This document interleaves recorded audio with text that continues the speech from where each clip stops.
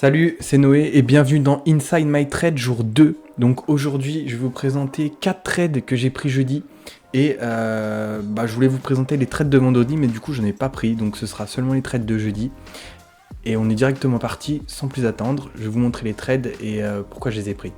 Du coup, on est rendu directement sur XOUSD, donc on parle du gold.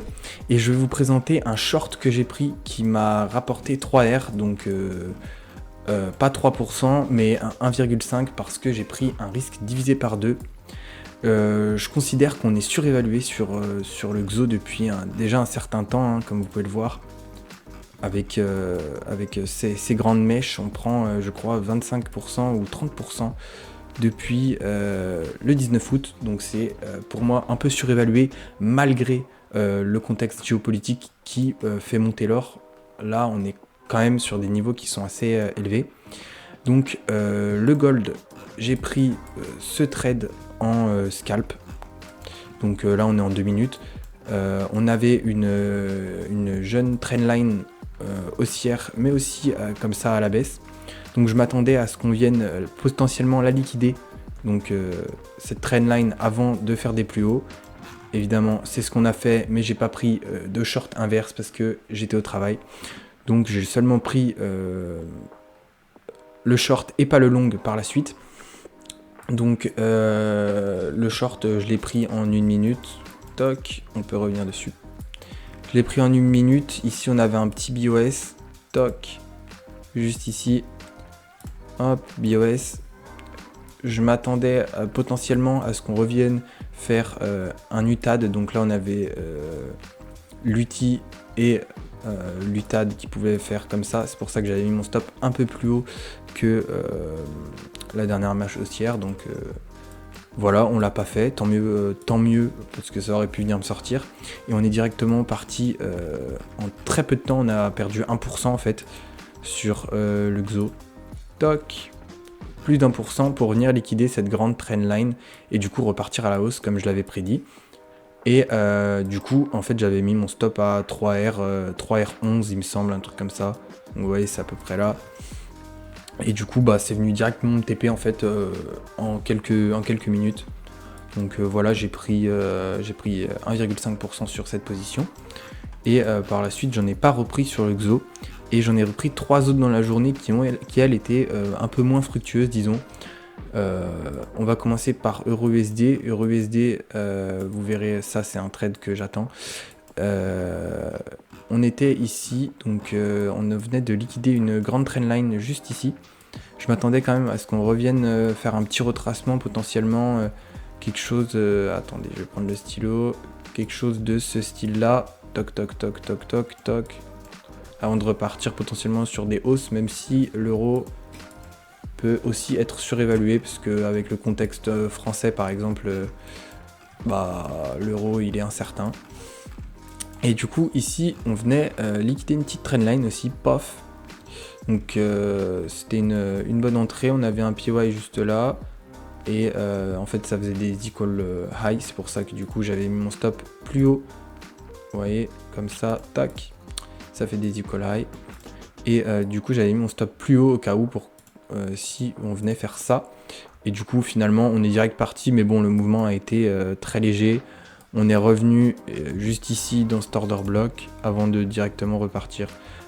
Hop, les order blocks c'est les derniers ordres vendeurs avant les ordres acheteurs, ou les derniers ordres acheteurs avant les ordres vendeurs. Donc je m'explique, là vous voyez c'est les derniers shorts avant les buys. Pof. Hop, ça c'est un order block aussi, c'est les derniers ordres vendeurs avant les ordres acheteurs. Et ça c'est des order blocks pour ceux qui tradent pas la smart money. Donc voilà, j'avais pris ce trade et du coup je suis sorti BE parce qu'on avait un mouvement très impulsif là sur cette mèche. Du coup j'ai déplacé mon stop loss à break-even pour pas prendre de perte si jamais ça remontait, et j'ai bien fait parce que finalement le prix est venu beaucoup plus haut et il a continué de monter, donc j'avais pas forcément le bon billet, mais j'ai pas pris de perte sur ce trade. Et j'attends un potentiel short encore une fois du coup pour potentiellement des retracements. Donc ici on a un gros order block en 30 minutes. Et on vient de liquider une immense trendline, comme vous pouvez le voir. Pof, une trendline qui date du 16 septembre, donc elle est quand même pas mal. Et là, du coup, j'attends de voir si on peut revenir dans l'order block pour potentiellement faire une distribution et vous voyez, faire un truc comme ça, hop, pour que je puisse rentrer en short et potentiellement finir faire des plus bas. Donc voilà, ça c'était la deuxième position. En troisième position, on avait GP225. GP225, en fait, j'aurais pas dû prendre cette position même si elle était correcte. C'est pareil, j'ai pris 2 BE, donc vous pouvez voir, ce stop loss c'est pour ce trade là, et le deuxième c'est pour le grand trade. Donc le trade était plutôt bien parti à la base, j'étais entré sur un double bloc d'une distribution. Donc là on avait le BC, l'UT, POF et l'UTAD. Bon, j'écris très mal, c'est pas grave. POF, voilà, ça c'est une distribution, POF, POF, POF, POF. Et je voulais rentrer sur un double bloc. C'est ce que j'ai fait, le prix est parti et du coup j'ai sécurisé mes positions et on est revenu directement en fait chercher mes stops pour refaire des plus hauts et potentiellement là du coup revenir pour de vrai faire des plus bas. À voir, en fait là en ce moment le GP225 il va beaucoup suivre le S500, donc le S500 s'il fait des shorts forcément le GP225 il suit. Et là pour le moment c'est ce qui est en train de se passer, à voir si ça fait. En tout cas je suis pas dedans si jamais ça chute. Et j'ai pris 2 BE encore une fois. Et pour finir, un dernier trade que j'ai pas très bien managé. Mais bon c'est pareil, j'ai pas pris de perte. On venait liquider une double trendline. Donc il y avait une grande trendline juste ici, un rebond, 2 rebonds, 3 rebonds, 4 rebonds juste là. Paf, on revient, ici pareil, 1, 2, 3, 4 touches, on revient, on liquide. Pour moi c'était une bonne position et ça l'est toujours du coup. Mais je ne l'ai pas pris, c'était sur AUD-USD en plus. Donc avec les tensions et tout, l'AUD a tendance à se déprécier. Et c'est ce qu'on a eu. J'avais le trade et je suis sorti ici, donc BE aussi à cause de cette mèche. Sinon le trade se serait très bien déroulé, mais bon cette mèche a été très impulsive, j'ai préféré sortir, quitte à reprendre un trade. Vous voyez, ça aurait pu venir liquider ces equal high, faire quelque chose comme ça, pof, pof, pof.